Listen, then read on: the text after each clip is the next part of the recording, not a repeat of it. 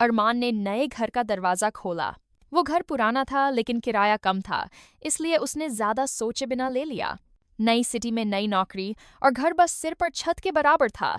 उसे बस सुकून चाहिए था, बस इतना ही। पहली रात सब कुछ सामान्य था, पर एक अजीब सी खामोशी थी। जब भी वो बेडरूम में जाता, लगता कोई उसे देख रहा है। उसने अनदेखा कर दिया, शायद स्ट्रेस होगा, उसने खुद से कहा। अगली रात जब वो किचन में था, तो पहली बार कुछ अजीब हुआ। टेबल पर रखा एक ग्लास अपने आप हिलकर गिर गया। वो सोचने लगा कि शायद हवा होगी, तभी बाथरूम की लाइट अपने आप जल गई। अरमान रुक गया, कुछ देर तक देखता रहा। कुछ नहीं था। ओके, इंटरेस्टिंग स्टार्ट, उसने हल्की हंसी के साथ कहा और बिस्तर पर चला गया। उसके बाद हर दिन कुछ न कुछ होता रहा।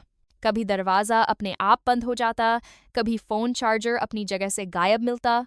वो बस इतना सोचता, शायद मैं ही केयरलेस हूँ। एक रात जब वो सो रहा था, उसे महसूस हुआ कि कोई उसके पास से गुजरा। ठंडी सांस उसके कान के पास तक आई। अरमान ने आंखें खोलीं, कोई नहीं था। लेकिन एक बहुत धीमी आवाज आई, यहाँ से चले जाओ। वो उठ बैठा, पूरी तरह होश में। किसने कहा ये? कोई जवाब नहीं, बस कोने में एक हल्की सी परछाई थी जिसे वो साफ साफ नहीं देख पाया। उसने सीधा कहा, जो भी हो सुन ले, मैं किराया दे रहा हूँ, कहीं नहीं जा रहा। फिर कंबल ऊपर खींच लिया और सो गया। अगली सुबह जब वो उठा, तो कमरे के शीशे पर धुंध छाई हुई थी।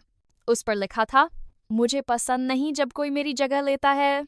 वो थोड़ा हैरान हुआ, पर मुस्कुरा दिया। अच्छा, तो तुम पजेसिव भी हो? उस दिन उसने पहली बार बोला। मैं अरमान हूँ, तुम्हारा नाम क्या है? कुछ नहीं हुआ। 2 रात बाद जवाब आया। मिरर पर लिखा था, सहर। उस दिन से अरमान ने उससे बात करना शुरू कर दिया, बिना देखे, बिना समझे, बस आवाज और एहसास से। तुम्हें क्यों लगता है मैं तुम्हारी जगह ले रहा हूँ? क्योंकि ये मेरा घर है, आवाज आई। अब मेरा भी है, अरमान ने कहा। कोई इंसान यहाँ ज्यादा दिन नहीं टिकता। मैं टिकूंगा, उसने आत्मविश्वास से कहा। वो पल पहली बार था जब जिन्ना सहर ने महसूस किया कि ये इंसान अलग है। वो नहीं डरता था। अगले हफ्तों में चीजें बदलने लगीं। जब अरमान काम से थका हुआ आता, तो सी बंद होने के बावजूद कमरे में ठंडी हवा महसूस होती। कॉफी का कप अपने आप चूल्हे पर गर्म मिलता, और कभी कभी जब वो बिस्तर पर बैठता, लगता कोई उसके पास बैठा है, बस चुपचाप देख रहा है।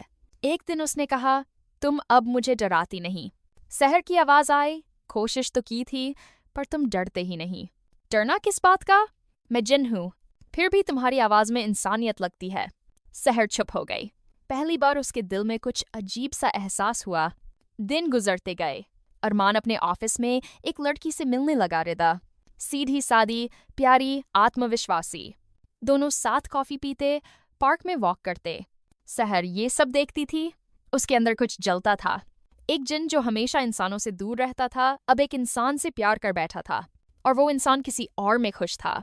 उस रात जब रिदा ने अरमान को कॉल करके कहा, I think I like you, सहर के अंदर कुछ टूट गया। उसने धीमी आवाज में कहा, वो तुम्हारा नहीं है। अगले दिन रिदा के फोन पर एक अनजान नंबर से मैसेज आया, दूर रहो उससे। उसने इग्नोर कर दिया, पर जब वो ऑफिस से घर लौट रही थी, उसका स्कूटर बीच सड़क पर फिसल गया। उसे चोट नहीं लगी, लेकिन वो घबरा गई थी। अरमान हॉस्पिटल पहुंचा, उसके पास बैठा। थैंक गॉड तुम सेफ हो, उसने कहा। रिदा रोने लगी। मुझे लगा किसी ने मुझे धक्का दिया, लेकिन पीछे कोई था ही नहीं। अरमान ने उसका हाथ थामा। शायद बस एक्सीडेंट था। लेकिन जब वो घर लौटा, दीवार पर लिखा था, मैंने कहा था दूर रहो।